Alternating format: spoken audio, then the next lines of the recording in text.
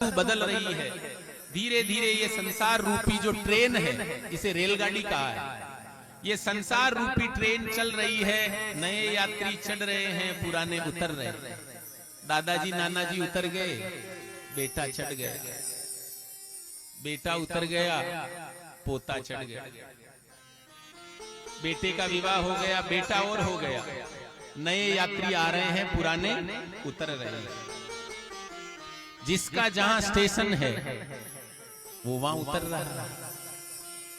तो ट्रेन में यात्रियों से संपर्क भी हो जाता है। देखो, अपन रेलगाड़ी में किसी डिब्बे में चलते हैं, बहुत सरलता से समझते हैं इस बात कि ट्रेन के डिब्बे में जब हम चढ़ते हैं तो नए नए यात्रियों से हमारा संपर्क होता है। पर हमें ये ध्यान रखना चाहिए कि ये पांत संगम है। आगे का जब स्टेशन आएगा तो वो यात्री वहां उतर जाएगा, हमारा स्टेशन आएगा तो हमें भी उतरना है। कोई इस रेलगाड़ी में स्थायी नहीं है। जहां तक का टिकट है वहीं तक की यात्रा है हमारा। सबसे हिलमिली चालिए, पर इतना याद रखिए कि ये पांत संगम है। आप पैदा हुए, आपको मालूम नहीं था कि किसके घर पैदा हुए हैं, बाद में ही हमें परिचय होता है।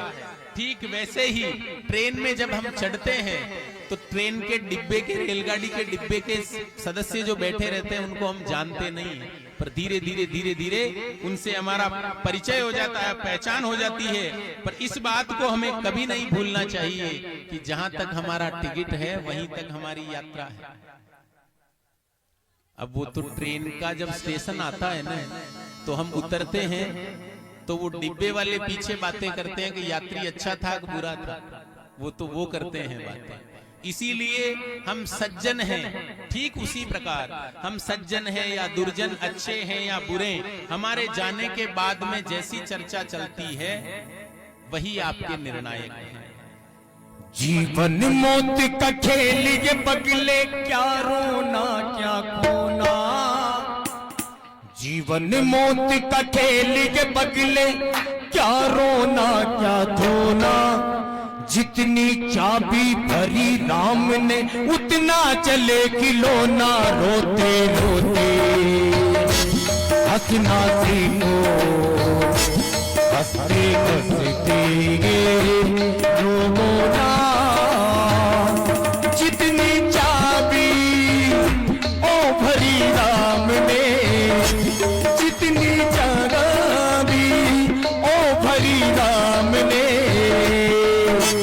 उतना चले खिलौना।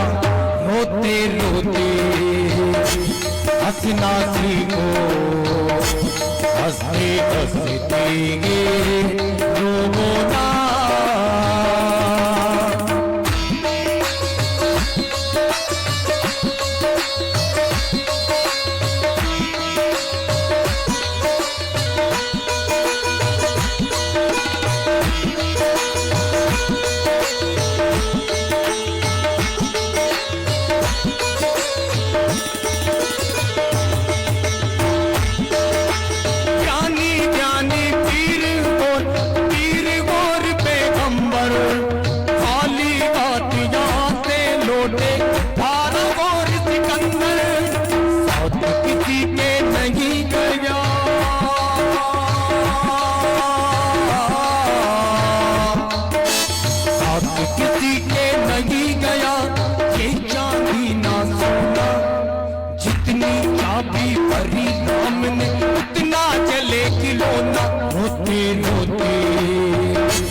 हंसना सीखो, हंसते हंसते रोना।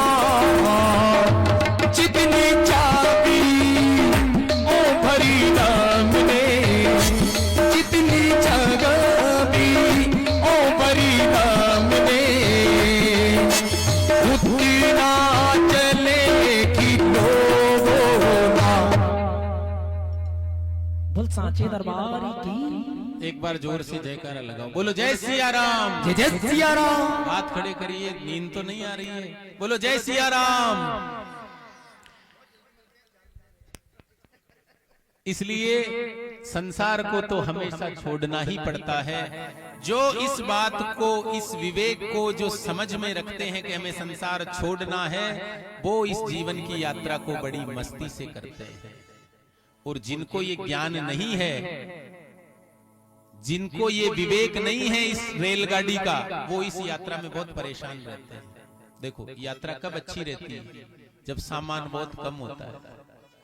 तो जितना कम सामान होगा उतनी ही यात्रा आपकी अच्छी होगी। जितना ज्यादा सामान होगा परेशान रहोगे। भौतिक सुख सुविधाएं कभी सुखी नहीं कर सकती, इस बात को उतार लीजिए। देखो कैसे समझाता हूं, दृष्टांत देकर के समझाता हूं।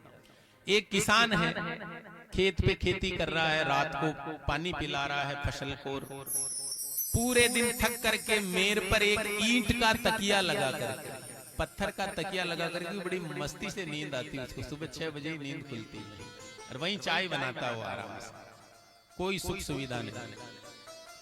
वही किसान जब धनवान हो जाता है, उसके पास पैसे आ जाते हैं, तो वो एसी का बड़ा बंगला और महल बना लेता है। भौतिक सुख सुविधाओं में फिर बढ़िया मकबल के गद्दे पे सोता है, पर मुट्ठी भर के गोलियां खानी पड़ती, बीपी की अलग, शुगर की अलग, थायराइड की अलग, क्योंकि सुख सुविधाएं बढ़ गई। तो सुख सुविधाएं हमेशा, सुख हमेशा दुख को लेकर के आता है। और वही किसान बेचारे का कोई बीपी नहीं थी, खेत में बड़ी मस्ती से चाय भी बन रही है, सो भी रहा है, और तकिए की भी जरूरत नहीं, ईंट का ही तकिया बना लिया। लेकिन जब भी सुख सुविधाएं आती है उसके पास, तो वो दुखी हो जाता है। ये धन अनर्थों की जड़ है। किसकी जड़ है? इसलिए महात्माओं के पास सामान बहुत कम होता है, इसलिए वो बड़े मस्ती से इस यात्रा को करते हैं। कोई सामान नहीं बाबा जी, एक कमंडल है और 4 मीटर कपड़ा है, बड़ी मस्ती से यात्रा होती, कोई टेंशन ही नहीं है। पर अपने को टेंशन इसलिए रहती है कि सामान हमारे पास ज्यादा है तो रात को नींद आती नहीं, क्योंकि सामान है। दूसरी बात, हमें मृत्यु का भय नहीं है। मैंने कल बताया था, मरने से कोई व्यक्ति नहीं डरता। डर किस बात का है? तकलीफ किसमें है? छूटने से। जो संसार हमारे से छूट रहा है, जो रिश्तेदार हमारे से छूट रहे हैं, उसका कष्ट है, मरने का कोई कष्ट नहीं है। पर ये संसार छूट जाएगा, मेरे रिश्ते छूट जाएंगे, मेरे पोते पोती छूट जाएंगे, मेरे पिताजी मेरे से छूट जाएंगे, मेरा बेटा मेरे से छूट, इसके लिए कष्ट होता है मरने में। लेकिन महात्मा लोग तो जीवित ही सब छोड़े हुए हैं, जीवित ही संसार को छोड़ देते हैं, तो फिर छोड़ने का कष्ट क्या? उनको क्यों तकलीफ होगी? वो तो माँ बाप, घर परिवार सब शरीर को ही छोड़े बैठे हैं। बड़ी बड़ी कंदराओं में, चित्रकूट में संत महात्मा ऐसे पड़े हैं, अपन तो यहाँ से बाहर ही नहीं निकलते। बाकी पुष्कर में जाकर के देखिए, बड़ी बड़ी कंदराओं में ऋषि मुनि संत इतने पड़े हुए हैं कि वहां जो सरोवर से, जो कंदराओं से जो पानी आता है उसको पी लेते हैं, वहीं जंगल में जो फल फूल लगते हैं उनको खा लेते हैं, फिर भी उनके चेहरे पे एक अलौकिक आभा है। राम जी सब जगह उनको देता है, प्रभु सब जगह है, पर वो मस्त रहते हैं। क्यों? शरीर को जीते जी छोड़े बैठे हैं। देखो ऐसे समझो, तो अगर आप जीवित ही शरीर को छोड़ दोगे, नारियल की तरह हो जाओगे। जैसे नारियल का गोला होता है ना, अंदर खाली डब डब बचता है ना, तो अंदर के अंदर ही असंग हो जाओ, रहते संसार में रहो। तुलसीदास जी कहते हैं, ऐसा नहीं कि सबके सभी आज के आज ही कमंडल लेके पुष्कर चले जाओ, ऐसा नहीं। रहे संसार में, लेकिन संसार को अंदर से बिल्कुल असंग कर दे। कैसे? तो मरने में फिर कोई तकलीफ ही नहीं होगी। तकलीफ जब होती है जब हम संसार से चिपके हुए रहते हैं। अब देखो एक बात, किसी मंदिर में आपने 50,000 का दान दिया, आपने अपनी इच्छा से दिया, प्रसन्नता से दिया, तो आपको बहुत खुशी होगी कि मैंने 50,000 का दान दिया। आपको कष्ट नहीं होगा, क्योंकि आपकी इच्छा से वो धन दिया। और वो ही 50,000 अगर आप बेका खेड़ा की तरफ जा रहे हैं, उधर अंधेरे में किसी ने रोक के ठोक पीट के ले लिया आपसे, तो आपको 1 महीने तक नींद नहीं आएगी। क्यों? क्योंकि आपकी इच्छा के विरुद्ध गया वो था। जा तो दोनों में रहा है, धन आपका दोनों स्थितियों में जा रहा है। एक आप अपनी इच्छा से दे रहे हैं दान, एक जगह आपसे ठोक पीट के ले रहे हैं, पर उसमें आपको 1 महीने तक चिंता होगी कि मेरा धन चला गया। ठीक उसी प्रकार जो साधु महात्मा लोग रहते हैं, जब उनकी मृत्यु होती है तो क्या कहते हैं? साधु लोगों की भाषा क्या रहती है? फला महात्मा ने शरीर छोड़ दिया। क्या कहते हैं? ऐसे नहीं कहते कि वो महात्मा मर गए, ऐसा कोई नहीं कहता। संत फला गुलापुरा में महावीर दास जी महाराज ने आज शरीर छोड़ दिया। साधु और संत ही ऐसे लोग हैं जो शरीर को छोड़ सकते हैं। अपने से तो जबरदस्ती छुड़ाया जाता है ठोक पीट के। समझ रहे हैं? बात समझ में आ रही है आपके? हम छोड़ना नहीं चाहते इस शरीर को, फिर यमदूत आकर के इस शरीर को जबरदस्ती छुड़वाते हैं तो हमें कष्ट होता है। तो इसके बजाय तो आप पहले से ही इसे छोड़े ही रहो ना, अंदर से असंग रहो ना। मैंने कल बताया था, एक पक्का नारियल एक कच्चा नारियल। कच्चा नारियल तो जब फोड़ते हैं तो गोला अंदर चिपका हुआ आता है पानी का, वो अंदर चिपका रहता है। फूटता है तो भी अंदर ही चिपका रहता है। तो अपन कच्चे नारियल है, पक्के हो जाएंगे साधु संतों की तरह तो गोला बाहर निकलेगा।